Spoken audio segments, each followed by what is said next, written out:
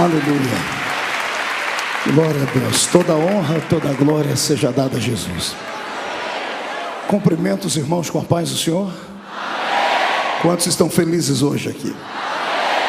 Escolha uma pessoa bonita do seu lado e dê um sorriso para ela. Abra sua Bíblia comigo. Mateus capítulo de número 26. E o versículo de número 36. Está escrito assim: E em seguida foi Jesus com eles a um lugar chamado Getsemane, e disse a seus discípulos: Assentai-vos aqui enquanto eu vou ali orar. E levando consigo a Pedro e aos 2 filhos de Zebedeu, começou a entristecer-se e a angustiar-se. E então lhes disse: A minha alma está profundamente triste até a morte. Ficai aqui e vigiai comigo. Feche a Bíblia, coloque no banco, na cadeira. Pegue na mão da pessoa mais perfumada do seu lado. Isso. Aperte a mão da pessoa com carinho até ela falar aleluia. Pentecostal que não faz barulho está com defeito de fabricação, né? Vamos orar mais uma vez. Pai, eu te exalto, eu te glorifico. Eu glorifico a sua majestade, porque eu sei em quem eu tenho crido. Glorifico o seu nome mais uma vez pela existência da Igreja Batista da Lagoinha, por ter aberto as portas para que pessoas de diversas denominações pudessem estar conosco nesta campanha de avivamento espiritual de terças-feiras. E o seu nome tem sido glorificado. Só o reino das trevas está perdendo, Pai. E eu quero, Senhor, que ele não só perca, eu quero que venha a falência nessa noite, o reino das trevas.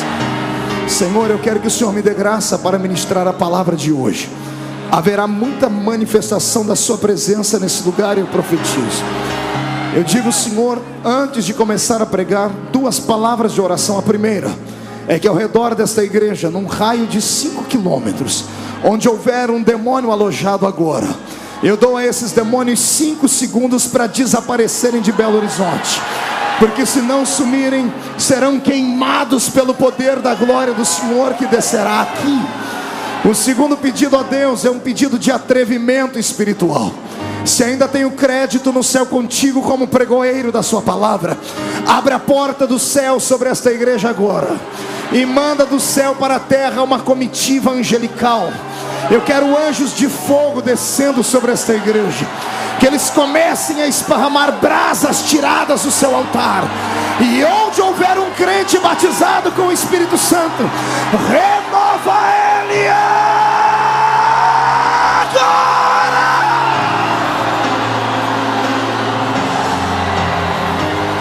Bashuri bicanto robala bashara macanda rabasuri bicanto.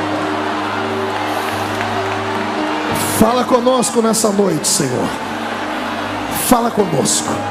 É o que eu te peço agora, em nome de Jesus. Amém e amém. Os que podem, tomem o seu assento, por gentileza. Senhoras e senhores, noiva do Cordeiro, simpatizantes da nossa fé, amigos que estão dentro e fora do templo, pessoas que gentilmente deixaram seus afazeres de hoje para adorarem a Jesus conosco aqui. Eu pedi a Deus uma palavra para esta noite, e o Senhor me deu uma palavra muito séria, muito forte. Uma palavra que vai mudar a sua existência, que vai fazer você entender qual é a função que tu tens no reino de Deus. O Senhor hoje vai fazer você caminhar pelo tapete da sua revelação. E eu profetizo que antes da metade dessa mensagem, você já não vai mais estar sentado aí, vai estar voando na presença do Deus de Israel. Quem acredita em palavra profética, dê um grito de glória. Eu também creio. Então vamos começar a mensagem. A mensagem de hoje tem um tema. Diga para o seu irmão: aperta o cinto, que vamos decolar agora. O tema dessa noite é esse: íntimos de Deus. Dá para repetir comigo? 1, 2, 3. Canto de olho para o irmão da esquerda desconfiado, o da direita. Olha lá atrás, o da frente, e responde para mim: você acha que o irmão que está do seu lado tem intimidade com Deus ou não? Vamos descobrir hoje aqui. O Senhor me deu um texto que é um dos textos mais belos e mais emocionantes da Bíblia Sagrada.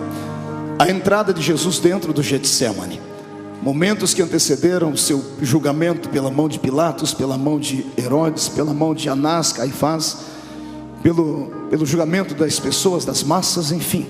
Momentos antes de tudo isso acontecer, o Senhor Jesus convidou os seus discípulos para subirem com ele ao monte da oração. Em um outro evangelho diz que o Senhor, tendo terminado de cantar um hino, convidou eles para subirem ao monte da oração.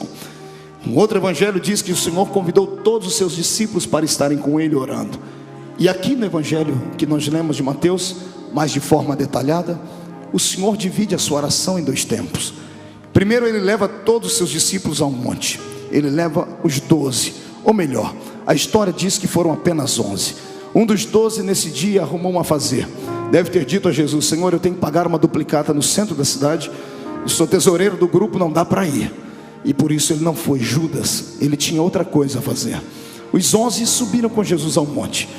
Mas aqui no evangelho de Mateus, o Senhor disse que, convidando todos eles, ele deixou 8 deles parados em um canto e disse: ficai aqui, porque eu vou mais à frente orar. E indo orar mais à frente, ele levou consigo 3 homens: Pedro, Tiago e João. Pedro e os 2 filhos de Zebedeu. Aqui começa a mensagem desta noite. Poderia o Filho de Deus fazer acepção entre os seus servos? Sim ou não? Jesus fazia acepção entre aqueles que o seguiam? Tinha uma escala, tinha uma hierarquia? Alguém era melhor do que alguém? Ele amava mais alguns do que a outros? Vamos tentar hoje discernir isso dentro desta igreja, para podermos entender por que Jesus levanta homens e mulheres com uma unção diferenciada. Porque que nem todo mundo é igual a todo mundo. O Senhor não faz acepção quando se trata de salvar o ser humano. Para salvar o homem, Ele libera o seu grande amor.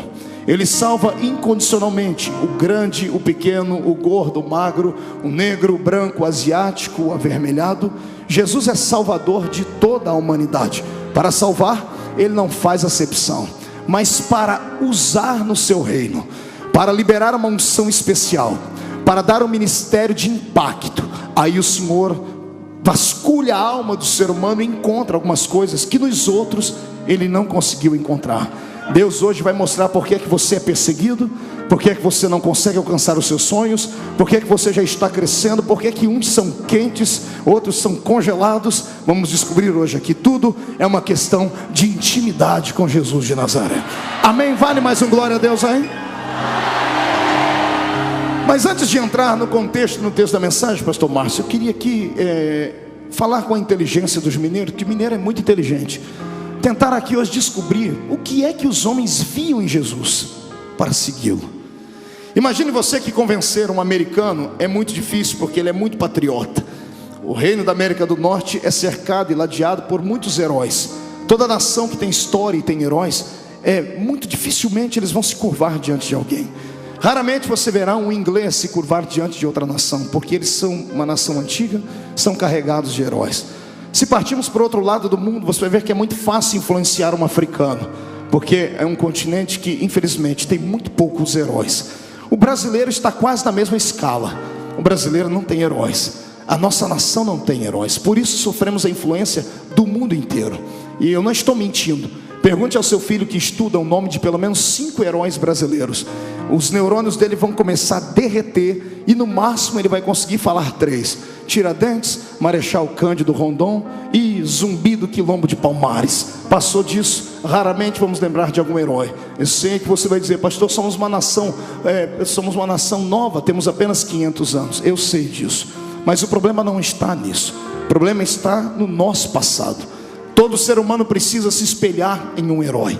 Todo ser humano que cresce precisa ter diante dele uma imagem a ser seguida. Não uma imagem de escultura, não um Deus, ou um semideus, ou um pseudo-deus, mas alguém que possa representar para ele algo que ele possa desejar ser no amanhã. Os nossos filhos acabam se espelhando em nós que somos pais. Os seus filhos e os meus filhos às vezes acabam se espelhando em heróis que ele acaba assistindo na TV. Isto aqui vale uma história muito abençoada. Quando eu era pequenino, pequenino é ótima essa, né? Não cresci muito, mas eu morava na Vila Tatu, lá da minha cidadezinha, e a gente era muito pobre. Pobre de marré. Era tão pobre que a gente não tinha dinheiro para nada. Então a gente criava os nossos brinquedos. E no fundo da minha casa tinha uma goiabeira. Quem conhece goiabeira aqui? Deixa eu ver. Todo mundo é da roça, igual a mim.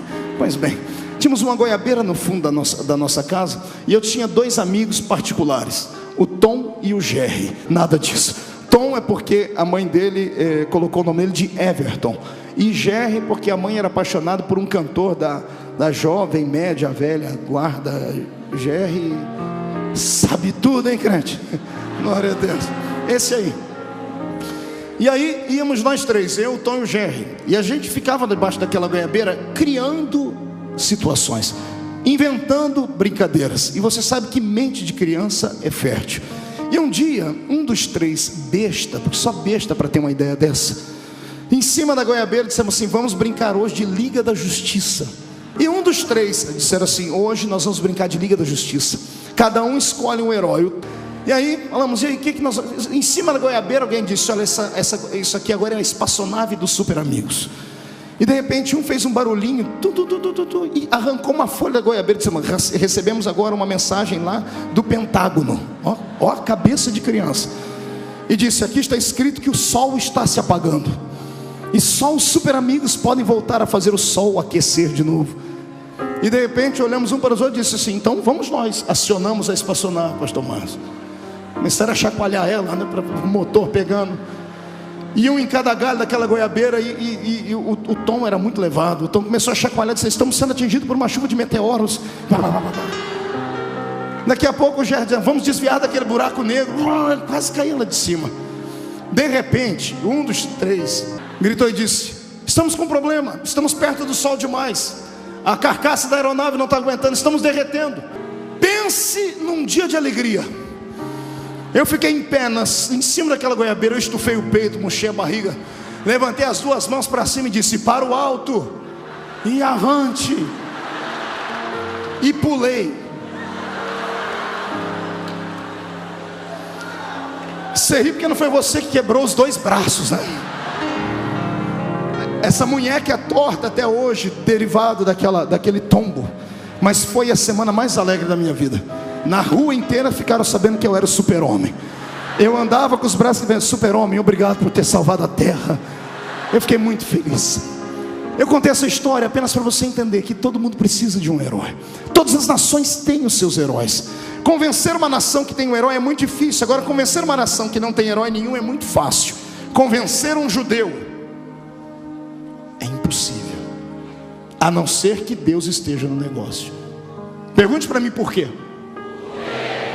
Porque na veia deles corre o sangue não de um, não de 2, mas de um sem número de heróis.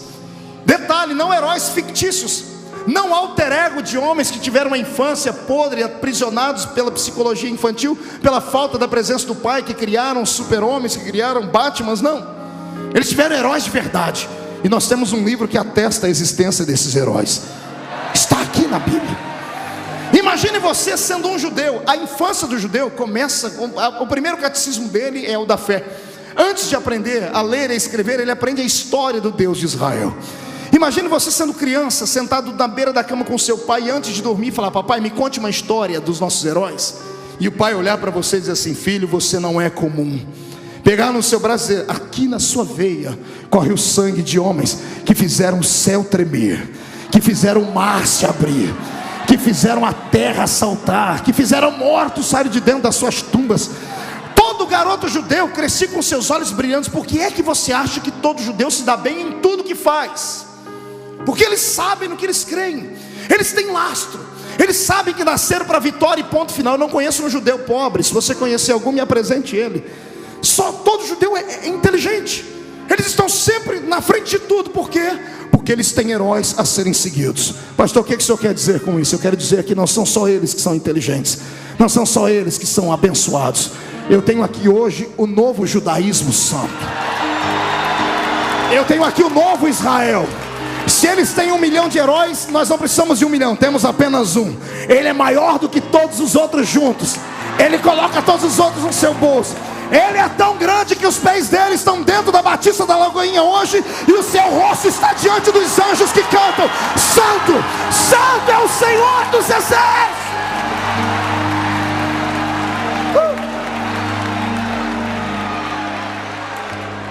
Quando Jesus veio à terra, Esses judeus esperavam um herói.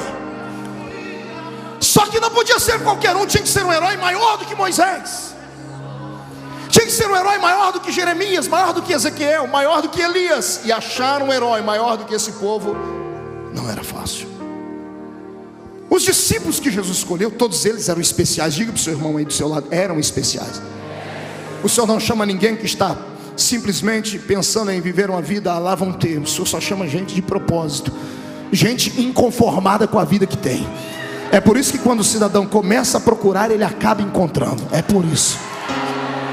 Todos os que Jesus escolheram eram especiais, mas todos eles buscavam um herói. E convencer esses homens não era nada fácil. Eu fico imaginando qual a arma, qual o poder tinha Jesus para convencer os discípulos. Eu sei que alguns podem levantar a mão e dizer: pastor, mas eram homens pescadores, eram gente inculta, incauta. Nem todos. Eu estudei a base da psicologia, a vida dos 12 discípulos. Dos 12, Jesus tinha 2 que, além de serem inteligentes, universitários, eram visionários. Levi era um deles, e o outro era Judas, o Iscariotes. Judas não era ignorante. Se traçássemos o perfil psicológico dos 12 discípulos hoje aqui, e se Jesus tivesse uma empresa e fosse escolher entre os 12 um para trabalhar, só um passaria no crivo da psicologia: Judas Iscariotes. Ele era pleno de conhecimento. Ele não trocava a mão pelos pés, não atravessava o carro na frente dos bois, não falava, não dava bom dia a cavalo, como se diz lá no nosso interior. Ele era inteligente. Ele vinha de uma região chamada Cariotes. A região de Cariotes era a região onde nasciam as cabeças pensantes dos judeus. Nasciam ali o povo inteligente, aqueles que não aceitavam o jugo de Roma. Haja visto que Barrabás era da mesma região de Judas, sabia disso? Aquele Barrabás apresentado nos filmes de Mel Gibson não é o verdadeiro Barrabás. Ele não era um assassino truculento, maluco, como apresentam os filmes. Ele era um terrorista. Ele era alguém que foi preso. Roma, lembre-se bem, Roma só prendiam pessoas que lutavam contra César. E o que é que um judeu vai fazer contra César, senão dizer que César não era o rei? Eles queriam a liberdade dos judeus, está entendendo? Judas era um desses, era um visionário. Quando ele ouviu a pregação de Jesus, quando ele ouviu a mensagem de Jesus, ele foi simplesmente imantado pelo mestre. A unção que havia em Jesus atraiu Judas, porque Judas disse: esse aí é o herói que eu estava esperando, é o verdadeiro. Eu sei que muitas pessoas dizem assim: ah, pastor, Judas foi um traidor. A gente só se lembra dos últimos momentos dele. Mas Judas não foi traidor sempre. Judas se decepcionou com Jesus momentos antes de Jesus ser condenado a tudo que aconteceu. Judas se decepcionou com Jesus, como eu e você acabamos nos decepcionando no meio da caminhada. Somente naquele dia em que Jesus estava partindo o pão, quando ele disse: a minha hora é chegada, Judas desconfiou e descobriu que de fato ele não era o Messias que ele esperava, porque ele esperava alguém que fosse libertar Israel da mão dos judeus. E Jesus estava se despedindo deles, dizendo: estou morrendo, o meu reino não é dessa terra, é de outra terra. A inteligência de Judas pegou ele no final da história. Eu fico imaginando como foi que Jesus atraiu Levi. Bom, Levi, a Bíblia conta como. Você pode tentar imaginar comigo. Entra comigo dentro de uma cidade. Imagine 200 cobradores de impostos. Quantos cobradores eu disse? Era esse grupo de qual Mateus, se transformado em Levi, chamado Mateus, pertencia. 200 cobradores de impostos, todos autorizados por Roma. Para ser um cobrador de impostos de Roma, você tinha que ter cursado economia na faculdade de Jerusalém. Ele era graduado, por isso trabalhava com o aval de Roma. Eles se reuniam, eles faziam uma espécie de arrastão financeiro pelas cidades. Escolhiam a cidade maior e todas as cidades circunvizinhas vinham pagar o tributo ali. Por isso precisavam de 200 cobradores. Cercavam uma rua, colocavam mesas, 100 mesas de um lado, 100 mesas de outro, e o povo vinha pagar. Eu quero que você imagine Jesus com alguns discípulos entrando ali para escolher Mateus. Imagine, universitário, formado em economia, carteira assinada por César, tinha tudo, os seus dividendos, tinha dinheiro, tinha condição de sobreviver, tinha as 2 cidadanias, porque trabalhando para Roma, conquistou a cidadania romana, era judeu de coração, era um homem pleno, sábio. Quem conquista um homem desse? Quem engana um homem desse? Lá vem Jesus. Imagine 200 cobradores de impostos judeus, de barba, usando uniforme e o quipá na cabeça. 200 homens de barba, você vai achar que você está olhando para um espelho, porque todo mundo parece com todo mundo. E Jesus está vindo com os discípulos. Aí imagina alguém, Senhor, vamos pagar ali, ó, aquela fila ali também. Nós, Jesus, não é ali que eu vou pagar, tem outra aqui, eu vou escolher uma outra mesa. Senhor, mas é tudo igual, a barba é igual, a roupa é igual, o kippah é igual. Eu imagino Jesus dizendo, mas o coração não é igual, tem um aqui que é diferente. Eu imagino Jesus pagando tributo para aquele cobrador de impostos chamado Levi, ele devolvendo o troco, dando o recibo. E quando Jesus termina, Jesus pega o troco, olha para ele e diz assim, Levi, segue-me. E Jesus sai. Imagina, ele fala, calma aí, moço, o senhor me chamou do quê? Levi. O senhor não tem um crachá? Eu não moro nessa região. Como é que o senhor sabe o meu nome? Eu imagino Jesus dando um sorrisinho dizendo assim, seu nome? Eu te conheço antes de você nascer. Eu sei o seu passado, faço parte do seu presente, e se me seguir, eu mudo o seu futuro.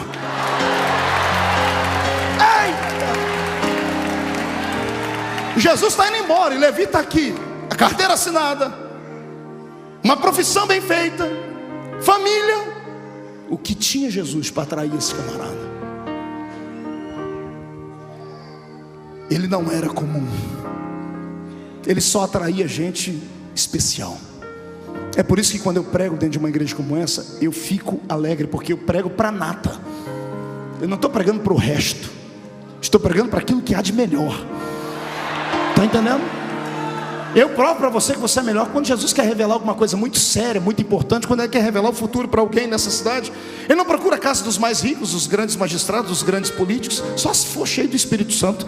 Jesus prefere subir o morro, prefere entrar na favela, prefere ir lá na casa do BNH. Ele prefere olhar para você com 2 dentes na boca, um para doer, o outro para abrir garrafa. Mas quando Ele fala, filho, você diz, fala, Senhor, porque o teu servo... Mão direita para cima, dá um bate no peito até fazer barulho. Olha para o irmãozinho do seu lado, mas olha de cima para baixo agora. Diga para ele assim, ó, eu não sei você, mas eu sou especial. Diga, especial com E maiúsculo. Não fui eu quem escolhi ele, foi ele quem me escolheu. Só quem tem certeza disso, jogue a mão para cima para ele.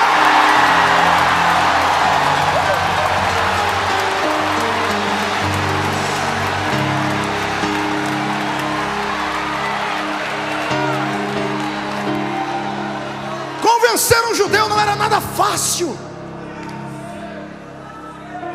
Imagine você, temos 12 discípulos, escolha um para você ser ele agora.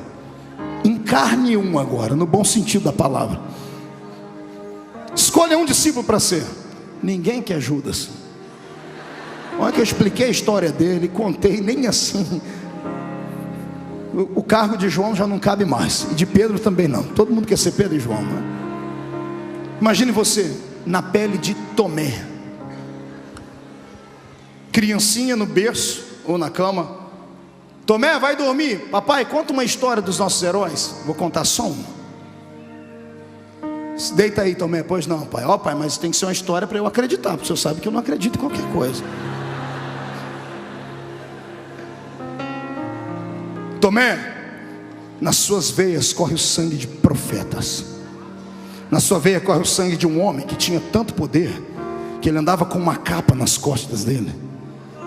Um dia ele encontrou um grupo de lenhadores trabalhando e um lenhador chorando. Ele disse, por que você chora, lenhador? Porque o meu machado caiu na água, que não era nem meu, era do meu amigo que me emprestou. Minha família está passando fome, além de não ter dinheiro para levar comida, eu não tenho como pagar o machado. Tomé, o seu herói, seu ancestral, pegou essa capa, rodou ela para cima e deu um grito. Onde está o Deus de um outro herói? Onde está o Deus de Elias?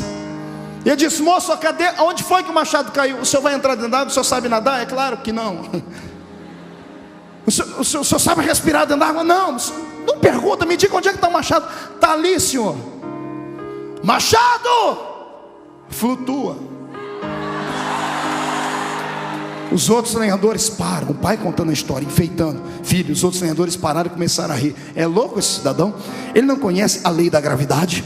A lei da gravidade estabelecida pelo cosmos diz que tudo que é pesado fica embaixo. O ferro é mais pesado na sua anatomia do que a água. Ferro não flutua. Filho, o profeta só deu uma olhadinha para dizer assim, o meu Deus criou a gravidade. machado, que era de ferro, eu não sei se virou isopor, plástico ou papel, flutuou em cima da água. O rapaz entregou o machado na mão dele, e o nome do Deus de Israel foi glorificado.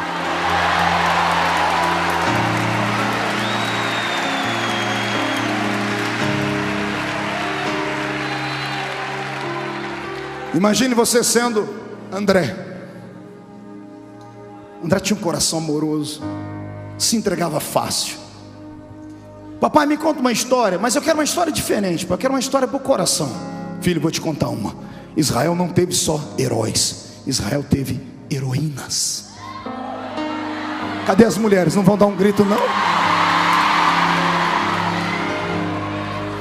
Como é que é, papai? Heroínas? Mas as mulheres na nossa sociedade, na nossa fé, não tem muito valor. De fato, filho, mas teve vezes que elas foram decisivas na história de Deus. Teve uma, filha, que virou heroína com quase 90 anos. O nome dela era Débora. Ela estava em cima das palmeiras, e o herói da época fracassou, ficou frouxo, não tinha coragem de descer para possuir os vales. E o Senhor disse assim: Débora, chama o herói da época e dá-lhe um couro, Débora. E Débora chamou ele, lá vem o herói todo bambambam, filho. Chega ele, Baraque é o nome dele, o homem do trovão. Baraque, o homem do trovão. Eu disse: Débora, você me chamou aqui, velhinha, para me dar, vovozinha, a senhora vai me dar um bolinho de fubá? Não. Um cachecol? Não. A senhora me chamou aqui para dizer que a senhora queria ter um filho como eu? Não. Para que a senhora me chamou aqui? Para te chamar de covarde, calça curta e frouxo. O Senhor mandou você possuir a terra, e você está com medo de 900 carrinhos de ferro lá embaixo. Mas Débora, são 900 carrinhos de ferro. O seu Deus pode transformar ferro em sucata, Baraque.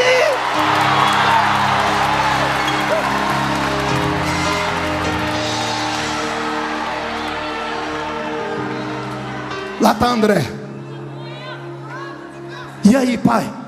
E aí que Baraque, filho, nosso herói, saiu correndo, ficou atordoado, que a mulher falou na unção. Quando ele estava no meio do caminho, ele parou e voltou.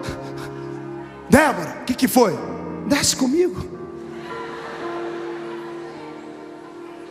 Mas eu não consigo pegar a espada, levantar, não consigo brigar, eu tenho 90 anos. Você não precisa pegar a espada, só a sua presença, a sua fé, a sua arma não está no exterior, está aqui dentro. Se você vier comigo, eu desço para aquela batalha, e a vitória será nossa.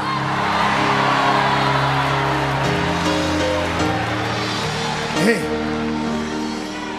pense você ser um deles, que cresceu ouvindo histórias de que viria um homem que não seria só um homem, maior que Moisés, maior que Elias. E chegou esse homem. Ele chegou de mansinho, como chega o mineiro, comendo pelas beiradas, quietinho, não é assim? Bem do jeitinho de vocês, como quem não quer nada. Foi se aproximando, revelou o nome de um aqui, falou sobre uma pesca ali, deu uma outra profissão a outro, disse assim: se você me seguir, eu te dou outro tipo de profissão. Estava todo mundo angustiado, ninguém suportava mais o jugo de Roma. A religião judaica estava falida, era uma religião só de palavras perdidas, faltava essência de vida. Os sacerdotes tinham 2 pesos e 2 medidas. Se fosse um rico aristocrata judeu que levasse 12 juntas de bois de oferta, ele era ovacionado, era aplaudido, era amado. Se fosse uma viúva com uma flor de farinha na palma da mão, ela era simplesmente humilhada e rejeitada. E de repente aparece ele, e ele começa a caminhar, e todos eles saem com ele, todos desconfiados, com o pé atrás, porque ele ainda não tinha se revelado. Aí Jesus começa a se revelar. Vem comigo, vem para uma das histórias mais lindas que você já ouviu.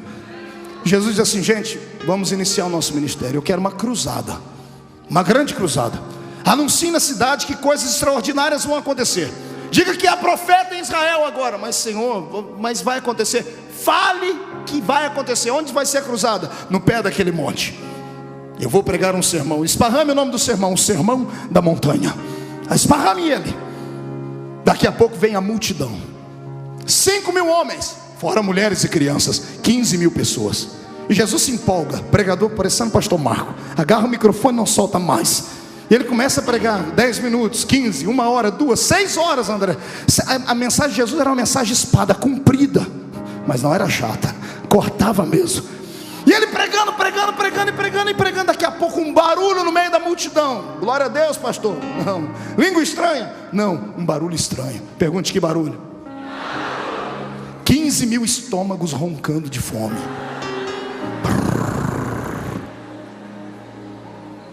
Os discípulos se reúnem e dizem assim: gente, o negócio está ficando feio. Alguém pede uma palavra: Senhor, para o sermão um minutinho. Jesus fala: o que está acontecendo, Senhor? Está na hora de mandar esse povo embora. Por quê? Porque, Senhor, já é tarde, eles estão te ouvindo o dia inteiro, não tem comida.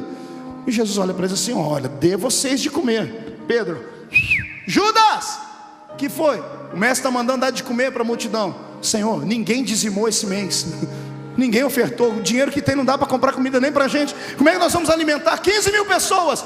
Jesus diz: se vira. Senhor, não tem jeito. Aí Jesus: então agora vocês vão começar a me conhecer. Mande a multidão se assentar. Se assentam em grupos de 50. Grite no meio da multidão: quem é que tem comida aí? Tomé diz: Senhor, uma hora dessa ninguém tem mais comida não. Pergunte, não custa perguntar. E os discípulos: alguém tem comida? Alguém tem alguma coisa de comer? E de repente lá no meio da multidão levanta um rapazinho. A Bíblia diz que era um rapazinho. E ele diz assim: olha, eu tenho 5 pães e 2. Não, faz igual, fala igual está na Bíblia, faz biquinho e tudo. 5 pães e 2. Que lindinho. Por que você acha que a Bíblia diz 5 pães e 2 peixinhos? Rapaz, na linguagem dos judeus, rapazinho, era uma criança de 10, 11, 12 anos de idade. O que aquele garoto tinha era uma lancheirinha. A mãe saiu para ouvir Jesus pregar e levou a criança junto e fez uma lancheirinha para ele. E criança encontra outra criança e ficam brincando. O menino não estava prestando atenção na mensagem, estava brincando com as outras crianças. De repente se aproxima da mãe e esqueceu de comer. Você sabe como é que é criança levada: brinca, esquece até de comer. E de repente, quando alguém pergunta: alguém tem comida? Levanta a mãozinha do garoto: eu tenho, Senhor. Eu não sei quem foi, se foi Pedro, se foi Tiago, eu sei. O que você tem aí, garoto? 5 pães e 2 peixinhos. Deixa eu ver. Bom, é de comer. Senhor, fale. Consegui. O que? 5 pães e 2 peixinhos. Traga aqui. Então o problema está resolvido. Senhor, o que foi? Os 5 pães que eu falei, eu tenho que explicar. O que não é pão bengala. Era lanche de criança, concorda comigo ou não? Diga para o seu irmão: era 5 pãezinhos assim e 2 peixinhos. Ei, é peixinhos, não é dourado. Era lambari. Sério. Aí Jesus pega e diz assim: gente, vamos começar o processo do milagre. O que, Senhor? Milagre. Vocês entraram na escola de milagres. Se aproximem aqui, vejam como é que funciona. Eu imagino 2 começando: gente, alguém já acha um lugar para a gente sair correndo? Veja a melhor maneira da gente escapar. Já cerque, veja se alguém arrume um burro, um jumento, um cavalo, um negócio, porque vai virar tumulto isso aqui. E Jesus, empolgado, pega os pães, os peixinhos, afaga a cabeça do garoto, pega o primeiro peixe e divide em 2. Tuc. A senhora aqui da frente, para a senhora um pedacinho, a senhora para o outro. Alguém aqui do lado de Jesus cochichando, dizendo: Senhor, falta 5 pães e 1 peixinho. Ele pega o peixinho e reparte esse pedaço para o Senhor. Senhor, 5 pães. Jesus pega a primeira bisnaguinha 7 boys e parte no meio. Um pedacinho para a senhora, um pedacinho para o Senhor. Senhor, 4 pães. Sinal de alerta: arrume o caminho, nós temos que fugir daqui. Mais um, Senhor, 3 pães. Mais um, Senhor, 2. Mais um, Senhor. Que foi? Desespero. Só tem um. Jesus fala, eu imagino Jesus falar: era aqui que eu queria chegar.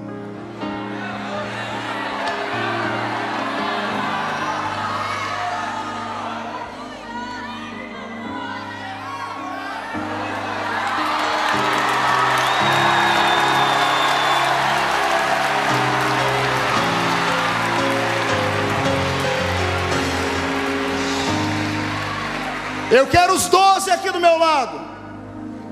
Jesus parte o pão e diz: Pedro, esse primeiro é seu. Pedro pega o pão, e quando está todo mundo olhando para esse pão, quando eles tiram o olhar desse e olham para esse está inteiro ainda. O que aconteceu? Agora ninguém mais olha para o todo mundo, está olhando para a mão dele. Ele diz: Pai, eu te dou graças, Pai. Jesus fala: Tiago, esse é seu. Tiago está até errando a mão porque está olhando para cá. Enquanto essa mão de Jesus vai para lá, essa aqui o pão faz assim, ó.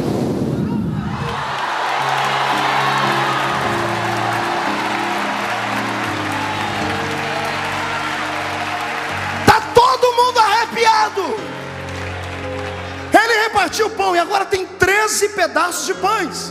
Quantos pães? 12 na mão dos discípulos e um na mão dele. E agora? Jesus olha para ele e diz assim: gente, me ajuda. Ajudar o que, senhor? Vamos fazer milagre. Mas senhor, a gente não sabe não. Ei, vocês não precisam saber, vocês estão perto de mim, eu ensino. É assim, ó, pega o pão, faz assim, ó, graças te dou, graças te dou. Pedro, cresceu aqui, cresceu aqui. Tiago cresceu aqui também, cresceu aqui.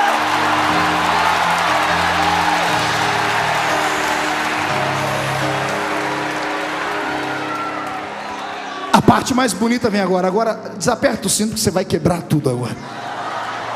A minha Bíblia diz que sobrou quantos cestos? Pergunta para o seu irmão: por quê? Por quê? Depois que eles alimentaram todo mundo, cada um arrumou um cesto e ficaram brincando de fazer milagre. Quando acabou o cesto, aí parou. Não tem mais cesto para encher. Aí parou o pão. Cada um pega um cesto, vai Jesus na frente, dando uma risadinha por dentro, e atrás vem os 12, cada um com o cesto. Que homem é esse? Gente, está aqui, ó, 12 cestos. Ai, Jesus! Eu profetizo na autoridade do Mestre, que a unção de fazer milagres que Ele liberou sobre aqueles discípulos, vem sobre a minha geração. Agora!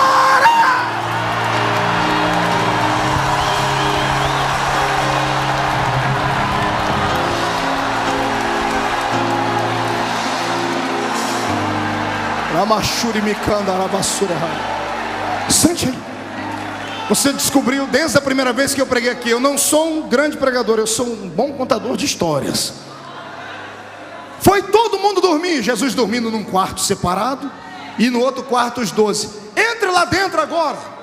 Imagina a conversa dos 12. Judas e Mateus, os estudados. Gente, calma aí, tem que ter uma explicação. Não, tem que ter uma explicação. Será que foi fermento? O que será que foi? Eu imagino Pedro dizendo: larga a mão de ser besta, vocês dois, rapaz. O homem é o homem, é o cara, ele é o cara. A gente estava esperando ele. Não, Tomé, não, eu só acredito se acontecer mais algumas coisas aí. Jesus está do outro lado, do lado divino dele, escutando tudo que eles estão falando ali dentro. Jesus diz: espere amanhã, espere amanhã. Acorde de manhãzinha. E aí, estão preparados para quê? Vamos para a escola de milagres. Bora, bora, senhor. O que nós vamos fazer hoje? Hoje nós vamos atravessar o mar, porque eu quero ir do outro lado. Mas senhor, é longe. Não interessa, eu sou o chefe, eu mando. Vem, todo mundo. Eles entram dentro do barquinho. Judas está lá, irado, dando as últimas moedinhas, pagando a embarcação do táxi. O que ele vai fazer do outro lado? Tem tanta gente para ser ganha aqui.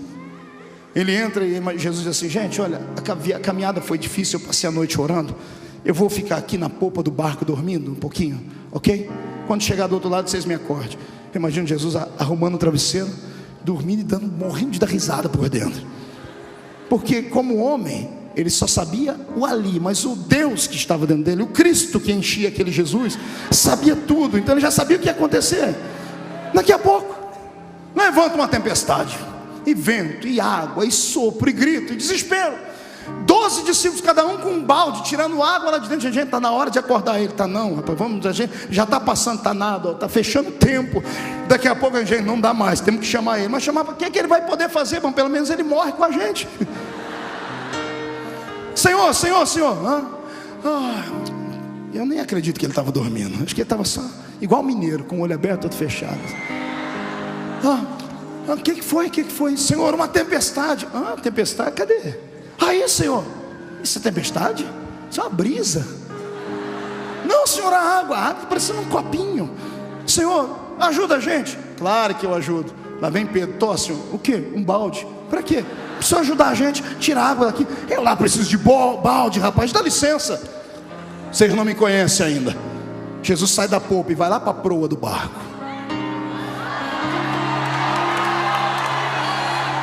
Ele está na proa do barco. Eles são de corda. Ele ri, mas que se matava. Vai ter um ataque cardíaco neles agora. Todo mundo lá, um agarrado no outro. E agora? Confessando todos os pecados. Jesus levanta as duas mãos para o céu.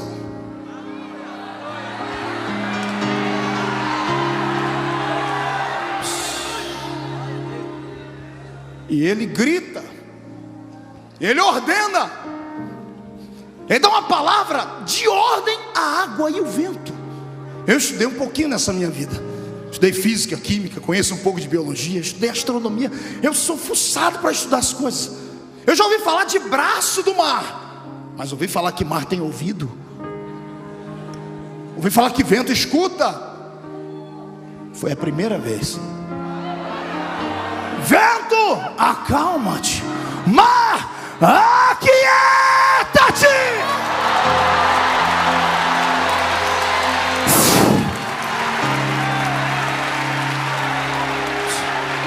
Parou tudo. Ele vira para trás. Posso dormir agora, senhores? Homens de pouca fé. Lá vai ele, se ajeita no travesseiro. E os 12 estão lá. Que homem é esse? Que até o vento e o mar obedecem.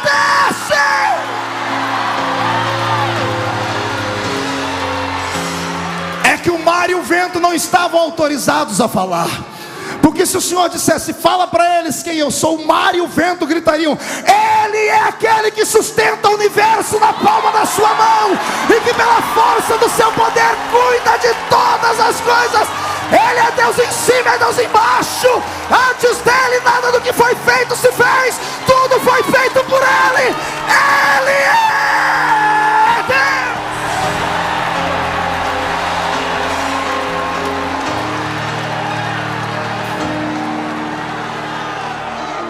Pastor Márcio, eles até esqueceram o que foi fazer do outro lado do mar.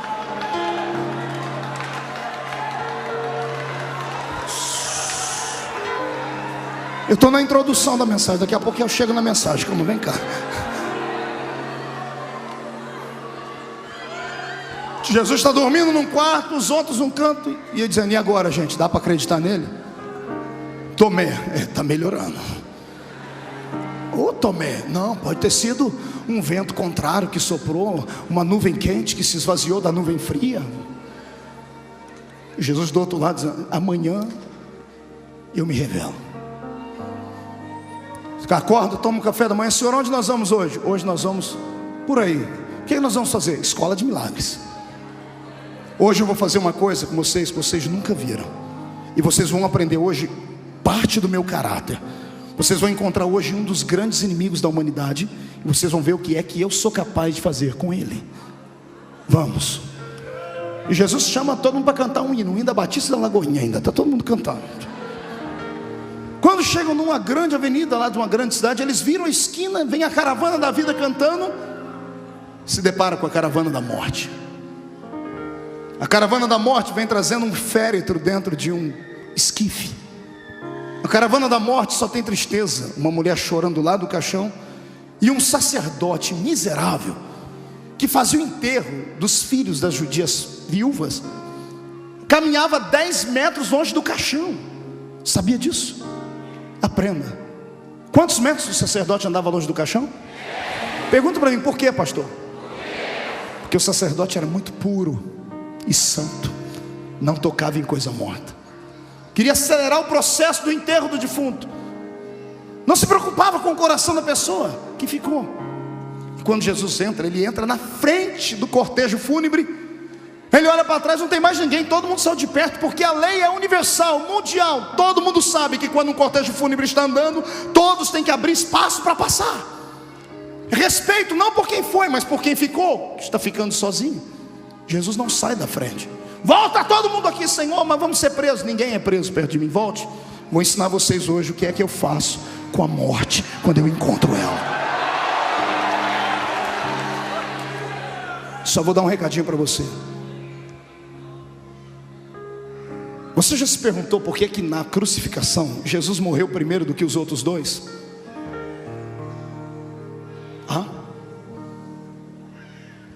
O crucificado era tratado de maneira igual. Os três sofreram a mesma coisa, apanharam do mesmo jeito, foram chicoteados do mesmo jeito, foram preparados para morrerem na cruz. Por que é que Jesus morreu primeiro do que os dois? Porque ele era mais fraco? Porque ele carregava o peso de toda a humanidade? Não. Eu orei, e a resposta que veio aqui, eu acreditei em ensino. Jesus morreu antes dos dois, porque se os dois morressem primeiro do que ele, era morrer e ressuscitar. Nunca, pastor Márcio, a morte cruzou o caminho de Jesus e ficou lá dando risada. Todo morto que cruzou o caminho dele ressuscitou. Todo. Eu disse que todo morto que cruzou o caminho dele ressuscitou.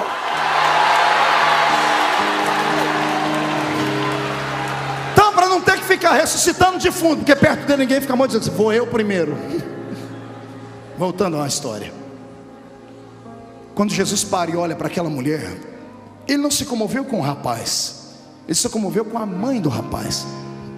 Quando Jesus olhou para ela, o lado divino dele vasculhou a mente dela, porque Jesus veio à terra para isso, para entender o ser humano.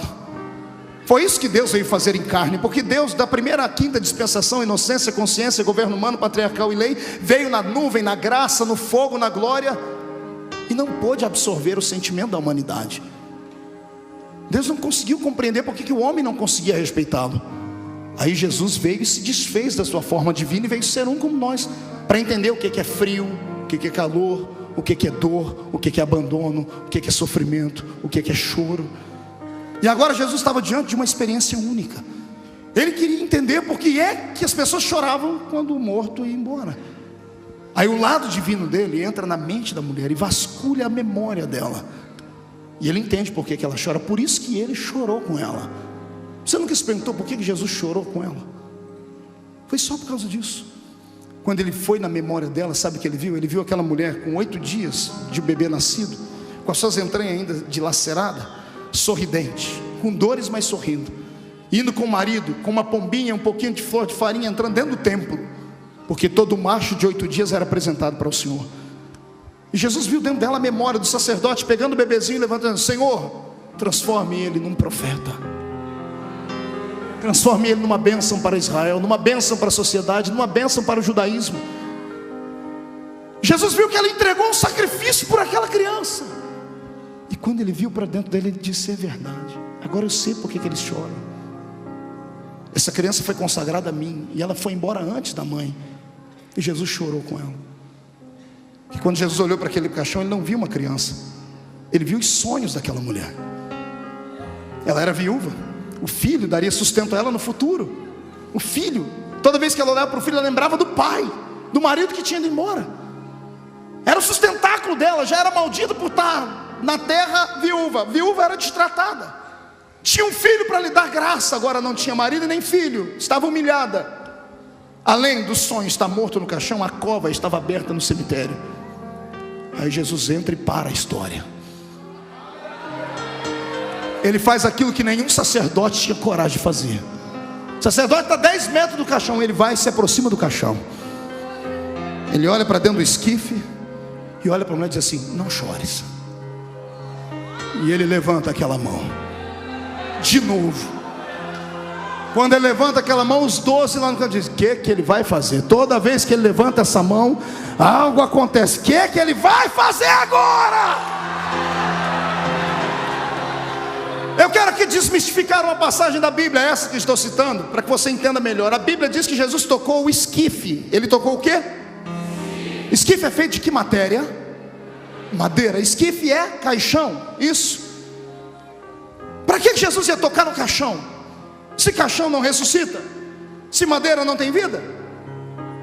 É que o escritor da Bíblia, e todos eles sendo judeus e bons judeus, queriam limpar a imagem de Jesus, porque nenhum judeu aceitava ninguém colocando a mão em defunto, em coisa morta. Então escreveram: e Jesus tocou o esquife. Ele não tocou o esquife, ele enfiou a mão, foi no peito do defunto. Está olhando nos olhos e dizendo: não chores. Ele enfia a mão no peito, defunto, além de estar dentro do caixão, ainda estava amarrado, igual Lázaro, atado, parecendo uma múmia. Jesus diz: não chore. Você imagina a mão dele procurando o coração sem vida, enfiando a mão no meio das talas, encontrando o peito do rapaz. Não chores, moço, levanta-te. Levanta-te. Você acha que o rapaz simplesmente fez assim, ó? Puf. Deixa eu te explicar o que é preciso fazer para um morto ressuscitar. O sangue está coagulado, seco. O coração explodiu lá dentro. Os rins viraram uma pedra. A pele está esturricada, azulada ou roxa. A pupila dos olhos está dilatada. A língua está virada para dentro, enrolada. Não há mais mucosa dentro da sua boca. Não há mais umidade nas bocas. Os nervos estão travados. Possivelmente a perna do rapaz foi quebrada para ser colocada dentro do caixão. Quando Jesus disse: moço, levanta-te, a vida teve que dar um jeito de entrar nele. O sangue vai ficando líquido de novo. Um calor desce do céu. O hálito de Deus cai dentro da boca do rapaz. A pele seca começa a ficar volumosa. Os ossos quebrados se juntam. Os olhos voltam a ficar normal. A língua solta. E o rapaz senta.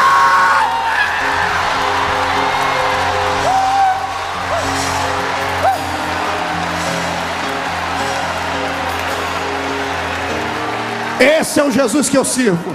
Como eu sempre cito toda terça-feira aqui, meu velho pai me ensinou um ditado: quem pode manda, e quem obedece é porque tem juízo. Você tem juízo? Me obedece. Levante as duas mãos para cima. Eu profetizo que nenhum dos seus sonhos, ainda que estejam mortos e atados, secos e quebrados, ainda que tenha uma multidão gritando: vamos enterrar, ainda que o coveiro já tenha cavado o buraco e lá está a lápide, o Senhor Jesus manda dizer que nessa noite Ele trava esse defunto e diz: vai voltar a viver, vai ressuscitar.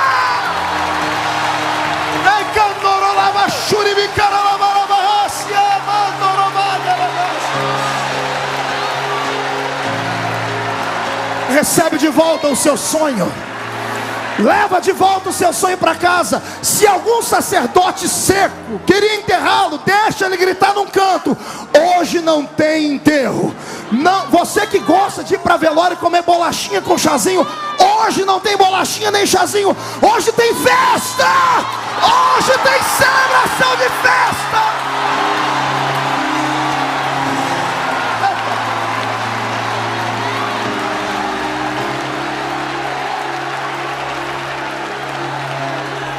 Olhe para o irmão do seu lado e pergunte para ele: depois disso, você ia acreditar que ele era um herói? Responda para o seu irmão. Contra fatos não há argumento. Ele era o Messias. Ele era o Messias.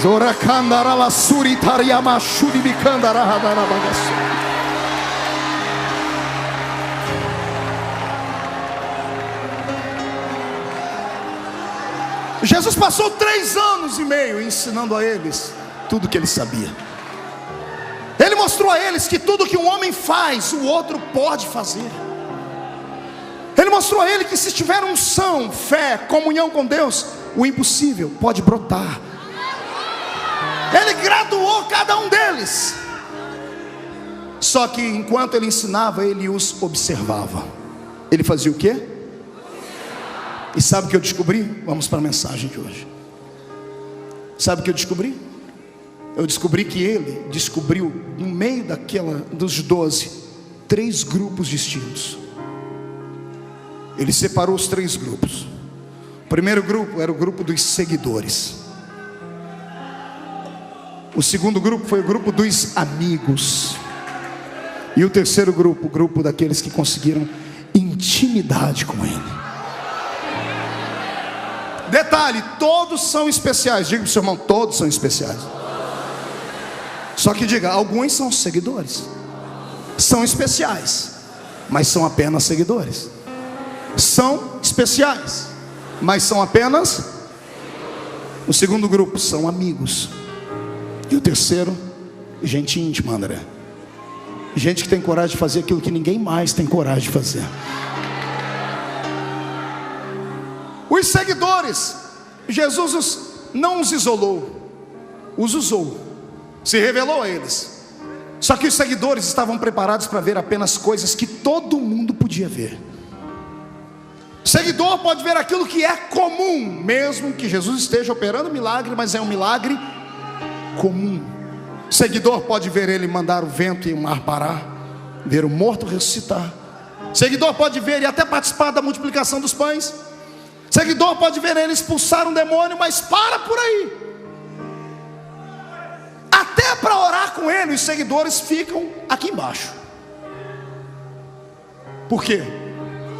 Porque estão com ele, mas não se envolveram com ele. Gostam dele, mas não estão apaixonados por ele. Tem afinidade, mas não estão perdidamente loucos de paixão. Porque quem está louco de paixão faz qualquer coisa. Está entendendo? Quem é louco de paixão salta no meio das águas. Se é tu, manda eu ir. Seguidor olha para ele e diz: eu recebi poder. Jesus, eu fui naquela cidade pregar, não quiseram me ouvir. Eu posso mandar cair fogo do céu e destruir a cidade inteira? Não, calma, calma. Não, mas o Senhor deu poder? Dei, mas não é para isso, calma. Seguidor é racional. O que ama faz por paixão. O amigo é apaixonado. O amigo está com outro no meio de uma batalha, está apanhando, tem 15 homens batendo um amigo. Se é amigo verdadeiro, ele não esquenta, ele vai apanhar junto, mas não deixa o camarada sozinho lá. O seguidor pensa: bom, eu sou amigo, mas depois a gente conversa, a gente se vê depois. Nós temos esses 3 grupos dentro da igreja. E como sempre, a matemática bíblica é real. Os seguidores é sempre o maior grupo. Seguidores são aqueles que eu costumo chamar de Maria vai com as outras. Tanto faz como fez. São especiais, foram reconhecidos, foram salvos, mas não querem compromisso. Não querem compromisso com aquilo que é sobrenatural. Não querem compromisso com verdades. Querem ser crentes, mas querem ser crentes de domingo. Querem ser crentes de cantar uma musiquinha. Querem ser crentes até entregar o dízimo, mas para por aí. Não quero compromisso, não quero expulsar demônio, não quero testificar, não, eu quero ficar aqui na minha. Sou seguidor, respeito ele, mas tá bom para mim aqui. Nós temos uma geração de seguidores, gente que é especial porque Jesus se revelou a eles, mas não tem coragem de ir além do normal. É gente que não quer tirar os pés do chão. Até entraram no rio do avivamento, mas estão lá com o dedão no fundo do rio. Não solta o dedo, morre de medo. Ei, a palavra do Senhor para você é essa: solte o dedo e vem nadar. Seguidor tem medo de profundidade. Gosta do status, mas tem medo de profundidade. Sabe por que nós não operamos mais milagres? Só temos seguidores. Só seguidores. Temos enfeites de igreja. Prepare 2 guarda-costas para sair comigo daqui. Seguidores, a igreja está cheia de seguidores. Só gente que do jeito que veio vai. Gente que quer negociar com ele. Gente que está perto dele só para ver milagrezinhos. E quando vê um milagrezinho aplaude.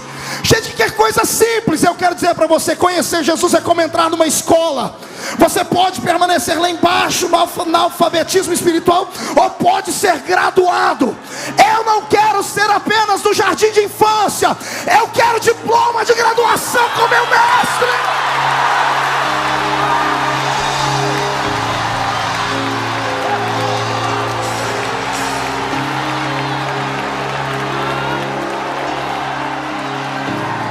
Pastor, pois não.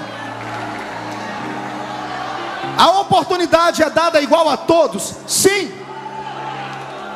Quando ele chamou a mim, chamou a você, chamou o pastor Márcio, chamou a todos, ele nos chamou para um propósito. A diferença entre a minha vida e a sua é que eu tive coragem. A diferença entre você e grandes ministérios é que eles tiveram coragem. Não se importaram em apanhar, em ser perseguido, em ser chamado de louco, de fanático, de desequilibrado. Não tiveram medo de apanhar de gente que está na mídia, na televisão, no jornal. Não tiveram medo. Gente que estava cheia de propósito na alma. Eu não sou seguidor apenas, eu quero marcar o tempo. Existem dois tipos de crentes aqui dentro dessa noite: aqueles que vivem para serem influenciados e aqueles que querem influenciar.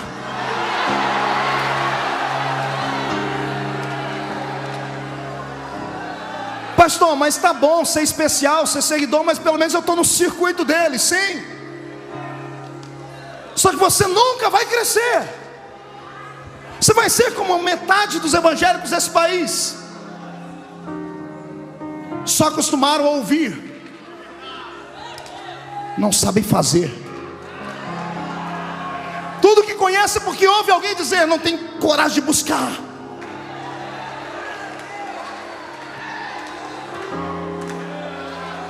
Chega de ser seguidor apenas. Dê um upgrade na sua vida, amado. Vem comigo, a escolha é sua.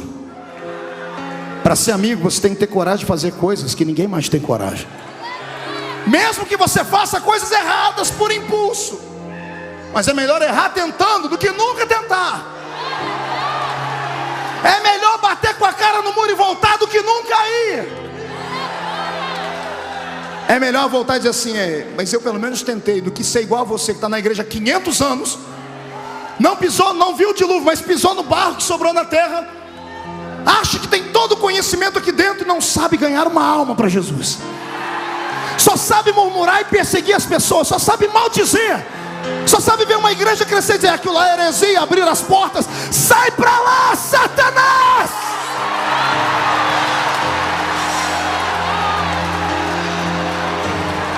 Faça a diferença. Ei, quer que Deus faça algo na sua vida que Ele nunca fez? Então faça algo para Ele que você nunca fez. Ouse. Crie coragem. Tem 12 dentro do barco, só um quis pular lá, pastor. Depois ficaram todo mundo, afundou, homem de pouca fé. Ele vem e diz assim, eu afundei, mas só eu tive o gostinho de pisar na água.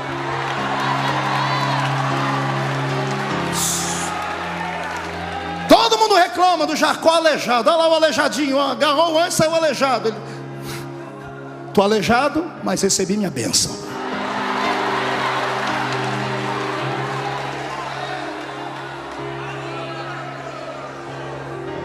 Surpreenda a Deus. Surpreenda a Deus. Chame a atenção dele. Paulo diz que nós somos um livro aberto, sim ou não? Sim. Que tipo de livro é você? Romancezinho, barato? Um gibi? Historinha para boi dormir? Ou você é um livro cheio de emoções? Livro que é dramáticozinho, a gente lê e põe lá. Livro técnico, cheio de palavras escalafobéticas, a gente lê, dá sono e guarda. Quando o livro tem história, a gente lê e quer ler ele até o final. Seja um livro que Deus tenha prazer em ler. Seja alguém que ponha Deus em dificuldade. Mostre para Deus, pastor, como? Invoque a presença dos milagres na sua vida. Dê trabalho para Deus. Ministra sobre a sua casa, sobre o seu vizinho, sobre o seu trabalho. Toma posse da terra. Sai dessa vida pobre e seca. Vem prosperar.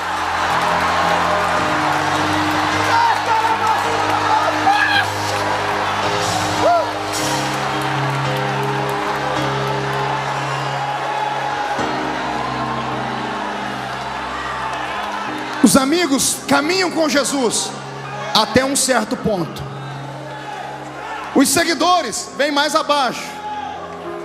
Até para orar com Jesus, o seguidor tem que ficar mais embaixo. Tem 8 aqui. Jesus diz, vocês fiquem aqui. Eu vou ali para frente orar. Amigos. Jesus tinha 3 amigos. Nome deles? Aqui embaixo fala Pedro, Tiago, lá em cima João. 1, 2, 3, nome dos amigos de Jesus? Digo para o seu irmão, os restantes eram especiais, mas eram seguidores apenas. Pastor, o que amigo recebe? Além de ser repreendido, amigo vai mais longe com ele. A revelação é mais profunda. Seguidores veem só milagres simples. Amigos, Jesus olha para eles assim, ó: hoje eu vou revelar uma coisa muito profunda. Venham comigo. Lá vem os 12. Pare 9 e volte para trás. Eu quero só os que estão preparados para vir comigo. Pedro, Tiago e João. Vem. Os outros ficam e eles sobem. O que ele vai fazer? Eles chegam em cima do monte e Jesus diz assim, ó: fiquem os 3 aqui. Eu imagino Jesus dizendo: não corram, não gritem, não desesperem, não desmaiem, fiquem aqui, fiquem me olhando. E Jesus se afasta deles. Está dando para me ver? Sim, Senhor. Olha o que eu revelo para amigos. Ele abre os 2 braços e começa a flutuar. Começa a brilhar como reflexo do sol. O corpo dele é transformado num corpo glorificado. Ele está lá em cima voando, está os 3, um agarrado do outro, tremendo, querendo cair. Ele falou para não cair. Mamãe, ele está revelando é porque ele viu alguma coisa na gente. Senhor, Senhor, deixa a gente dobrar o joelho. Vai, dobra. Os 3. Eu imagino Pedro, Tiago e João. O que é isso? Ele voa. Meu super-herói voa.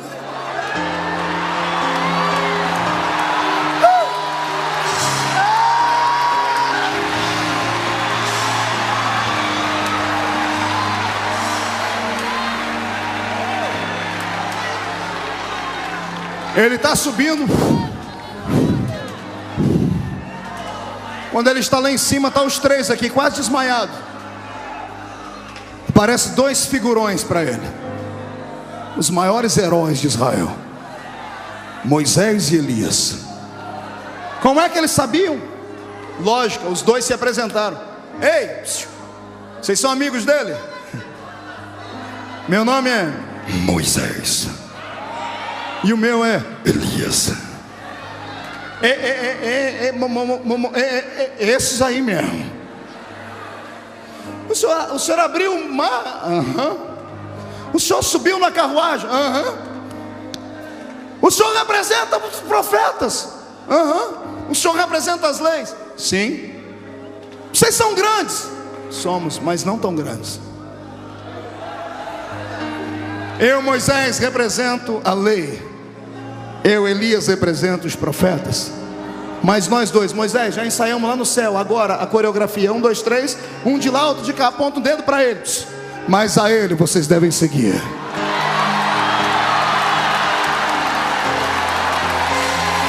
Ele é maior do que os profetas. Ele é maior do que a lei.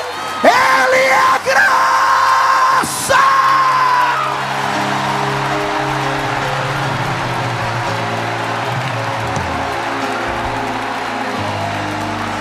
Segure um pouquinho.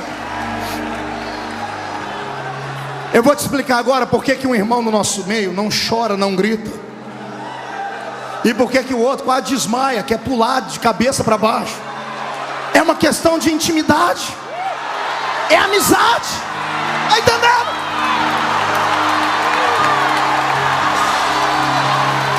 É só isso.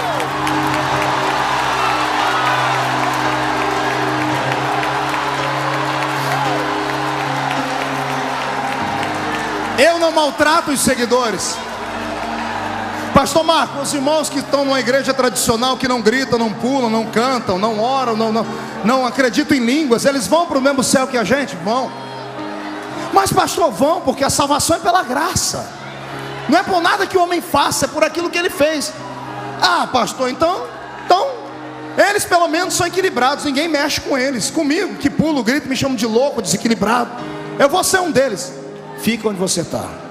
Pergunta para mim, por quê, pastor? Quando a gente for arrebatado, todo mundo, quando atravessar o portão e chegar lá dentro, os irmãos nossos que são só seguidores vão ficar apavorados. Não acreditam em línguas, fogo, anjo, cavalo de fogo.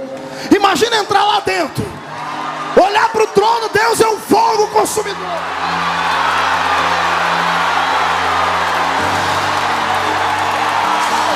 Segura-se. Segura, segura, segura. Até eles acostumar com o ambiente lá em cima, pastor Márcio, o povo da Batista da Lagoinha já fez a festa.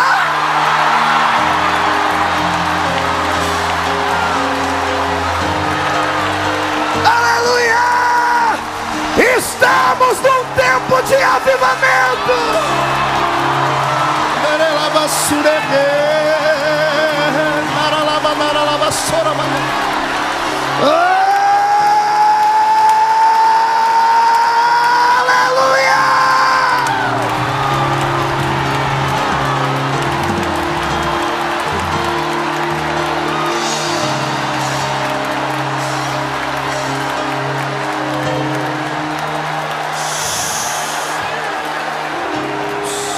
Segure um pouquinho.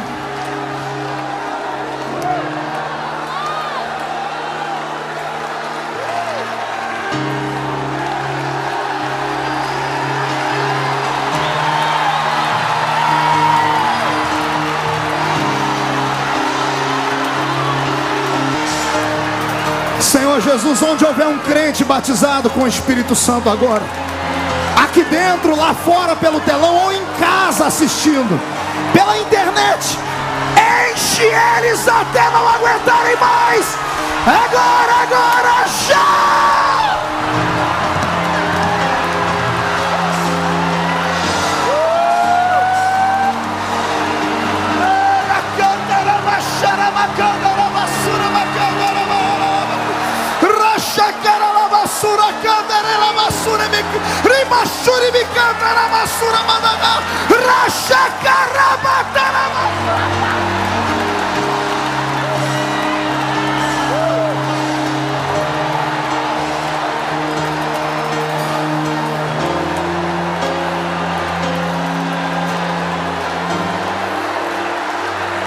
Íntimos de Deus.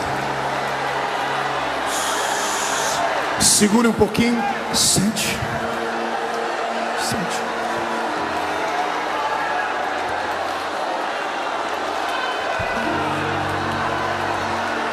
É por isso que há tanta diferença de crentes.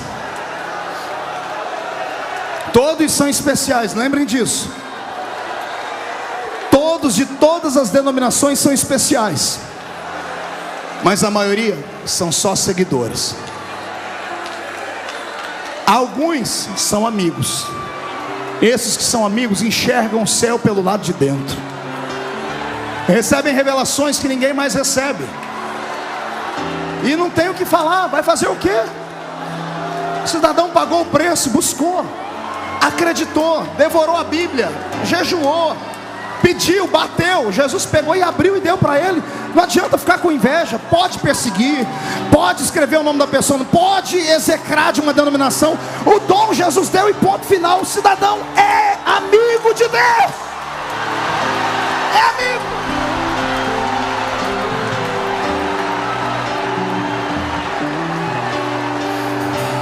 Segura aí, senão a gente não vai embora hoje. Olhe para cá. Já temos dois grupos, pastor Márcio e André: seguidores e... Dá uma olhadinha pro seu irmão de novo. Pergunta para ele aí: seguidor ou amigo? Diga, lembre, todo mundo é especial. De uma forma ou de outra a gente entra lá. Olhe para mim. Seguidores e amigos. Segure só um pouquinho. Agora eu vou te mostrar como faz para chegar no auge e ser íntimo de Deus. Os três amigos, onde Jesus ia, eles iam junto. Pastor, eu posso pedir para 3 pessoas subirem aqui? Preciso de três cidadãos de terno aí, ó. Vem cá. Deixa a Bíblia aí, deixa a Bíblia aí. Põe a Bíblia, vem cá. Vamos ver quem que é o mais bonito. Todos, né? Mas o senhor é o mais idôneo. Fique aqui. Obrigado. Não é velho, é idôneo. Esse aqui vai ser Jesus. Aleluia. Fique você dali. Pedro e Tiago, fica lá. Aqui está João. E os 9 sentados, todo mundo comendo peixe frito. Jesus gostava de churrasco de peixe, está na Bíblia isso. Ele era chegado em peixe. Não se estranhe se na boda do cordeiro tiver um peixe frito assado. Não se assuste.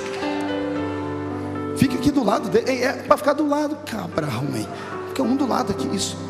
Todo mundo lá, mas os amigos sempre perto dele. Perto, mas não tão perto. Você é só amigo por enquanto. Os amigos estão aqui. Os seguidores e os amigos. Dia vai, dia vem. Dos 3 amigos, um começa a se aproximar mais dele. Estão comendo um peixinho frito, os outros 2 ficam parados. Mas tem um que... Outro dia, outro churrasco.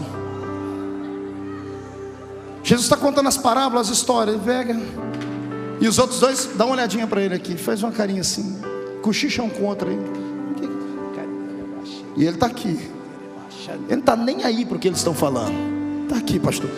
No outro dia, a intimidade, eu já disse, a intimidade é uma coisa interessante. Além de estar aqui, eu quis andar. Seguro. No outro dia, ele está assim.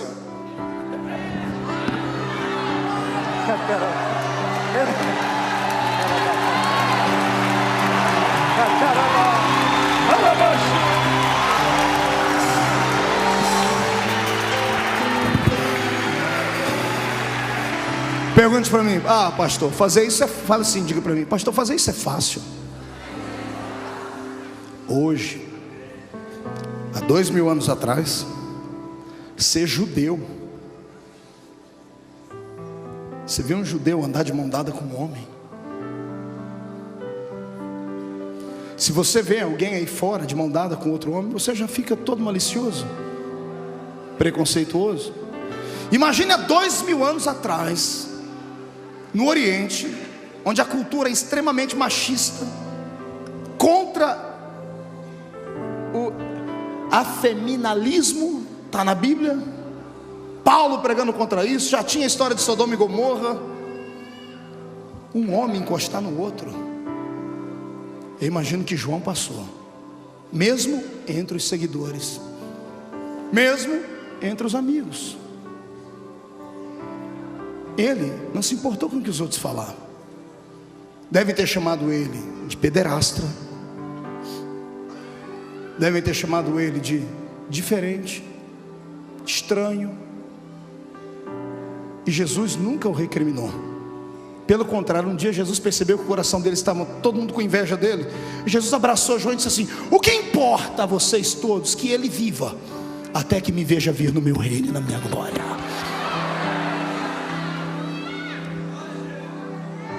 Seguidores e amigos todos tiveram morte truculenta. Foram mártires. Ajudaram a fazer o nosso movimento crescer. O sangue deles foi semente em terra fértil. Louvado seja Deus pela vida daqueles homens que faleceram, com exceção, é claro, de Judas, mas que depois teve o seu cargo ocupado por um outro. Todos, sem exceção, foram martirizados, seguidores e amigos. Mas aquele que ficou íntimo, a morte não conseguia pegar ele. Ele pastoreou Éfeso, ele ensinou as igrejas. Ele que começou o ministério dele cheio como um evangelista: Senhor, eu quero mandar fogo naquela cidade e destruir. Quando ficou bem velhinho, ficou tão amigo de Jesus que ficou parecido com ele. Ficou tão íntimo que ficou parecido com Jesus. E disse assim: filhinhos, não pequeis, mas se pecar, fiquem tranquilos, temos um advogado para com o Pai. Vocês conseguem imaginar ele, que hora antes queria destruir uma cidade, porque não ouviram ele pregar agora? Ele está dizendo assim: ó, se você pecar, Jesus vai te ajudar. Ele ficou parecido com Jesus. A morte não levava ele. Ele tem 90 anos de idade. O imperador de Roma resolve encarar ele, dizendo assim: ei, vai parar de adorar esse Jesus ou não? Ele disse: é claro que não. Mas eu vou te matar. Faça isso logo. Eu já caí da escada, já naufraguei, já caí de cima. Ninguém me mata, eu não morro. Você não morre por quê? Porque eu sou íntimo dele.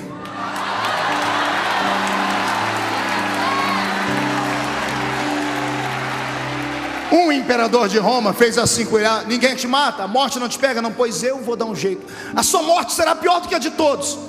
Ele pega um censo e vê como todos morreram. João Marcos arrastado pelas ruas de Alexandria, Pedro crucificado de cabeça para baixo, Tiago ao fio da espada, alguns decapitados, Tomé esfolado. Ele viu todas as mortes e disse: eu quero arrumar uma morte que nenhum deles teve. Você é o último, então sua morte vai ser pior. Ele tem uma ideia brilhante, veio dos quintos dos infernos, faz um tambor de azeite quente, acende um fogo e fica borbulhando, azeite fervendo.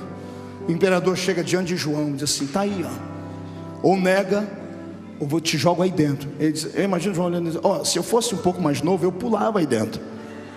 O senhor pode me dar uma ajudadinha, porque 90 anos de idade, meu filho, me ajuda. Você não tem medo da morte? Rapaz, a morte é minha amiga, rapaz. É a carruagem que vai me levar para junto daquele meu íntimo.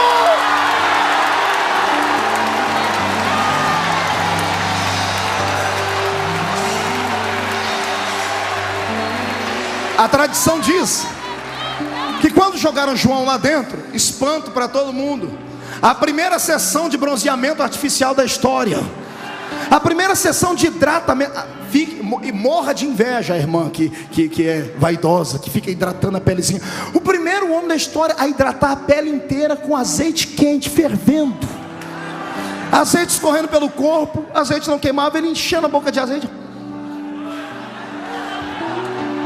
Ô rei, cai aqui dentro, vem. Ô João, segura, porque agora você vai voar. João, por que esse azeite quente não te queima? Simples, como eu era íntimo dele, ele botou um azeite aqui dentro que é mais quente do que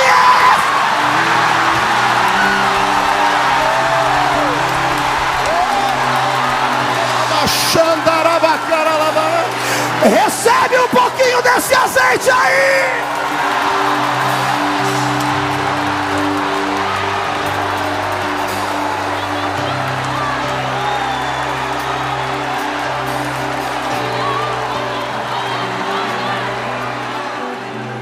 Chave para abrir céu não fica na mão do crente, fica no joelho dele.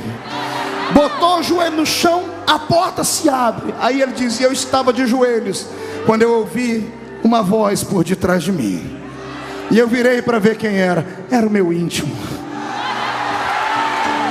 E ele estava bonito, seus olhos estavam como fogo, seus cabelos como a lã branca, uma roupa branca no corpo e um cinturão de ouro no peito. O seu pé reluzia como latão que saía da fornalha, e da sua boca saiu uma espada com os dois fios, dizendo: João, quem é íntimo não fica na terra, sobe pra cá.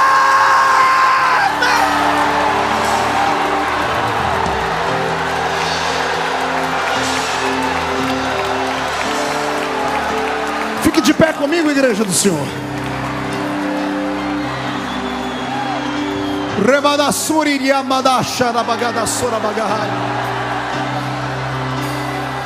Pegue na mão do seu irmão.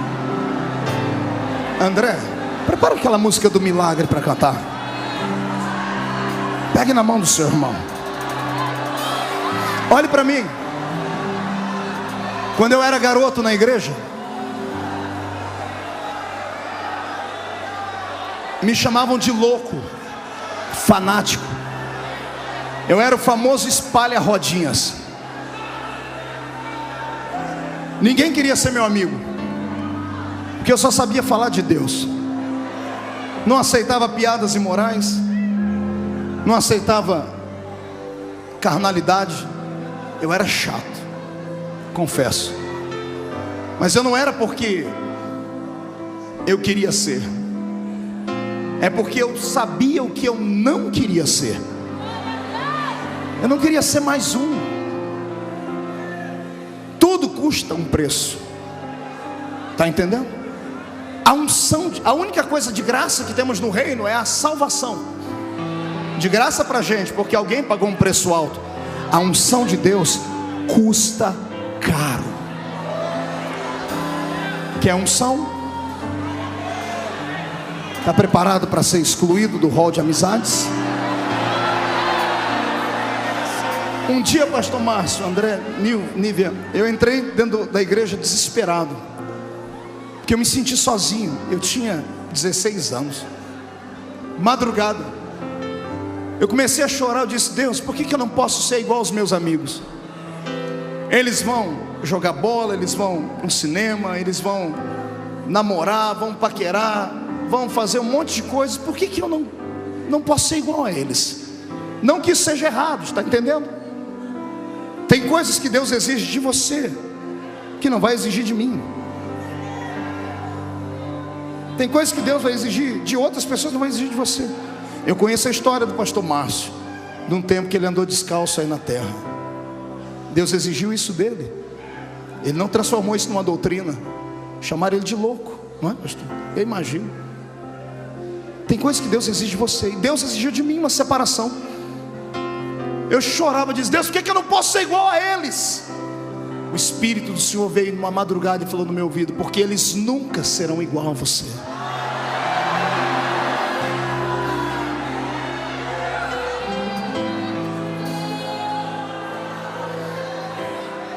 Todos os meus amigos que eram os paqueradores da igreja eram os moços que eram mais famosos. As meninas que chamavam mais atenção só se esqueceram de uma coisa: que o tempo passa. E depois de 15 anos, eles estão lá na minha cidade, casados, um trabalhozinho normal, indo na igreja de domingo a domingo, cheio de problemas, porque não santificaram a vida quando podiam. Tudo que planta o homem colhe. Os que me chamavam de louco, de fanático, quando eu estou na cidade, descobrem, eles ligam para todo mundo e enchem a igreja. Quando termina o culto, eles vêm me abraçar e dizem assim: por que eu não fui igual a você? Quantas vezes, tem gente que já me pediu perdão 1 milhão de vezes. Por que eu te chamei de louco, de fanático? Deus está pesando a mão em mim e diz: não, Deus não faz isso. Foi uma opção sua. Eu optei em ser diferente. Lembre-se, todos são especiais. Seguidor, amigo e íntimo. Mas só pode ter revelações profundas aqueles que pactuarem mais fundo com Deus. Nada que você faz em sacrifício ao Senhor fica em vão. Nenhum tipo de jejum que você faça, quer seja de palavras, quer seja de roupa, quer seja de comida, quer seja, se for para Deus, para ser uma pessoa diferente, não fica em vão. O Senhor marca em algum lugar no céu. Eu te convido hoje, mineiro, a mudar de vida, a deixar de ser só mais um seguidor. Eu te convido a se envolver com Deus. Posso dar um testemunho, pastor Márcio? A primeira vez que eu estive aqui naquele domingo, quem estava aqui no domingo que eu participei, a primeira vez, tinha um rapaz ali, ó, naquela galeria, um rapaz forte, e o Senhor me deu uma palavra de revelação para ele, da mente dele, que ele tinha uma veia entupida, e o Senhor estava mudando a vida dele. Hoje, quando eu cheguei de manhãzinha hoje em casa, de São Paulo, eu moro no interior, moro a 500 quilômetros de São Paulo. Estou dentro do escritório, de repente eu vejo um rapaz sentado lá. Eu falei: eu te conheço. Ele já começou a chorar: pastor, sou eu aquele rapaz que há 2 meses atrás, lá na Batista. Eu falei: o que você veio fazer aqui, rapaz? Eu vim mostrar para o senhor o exame, ó.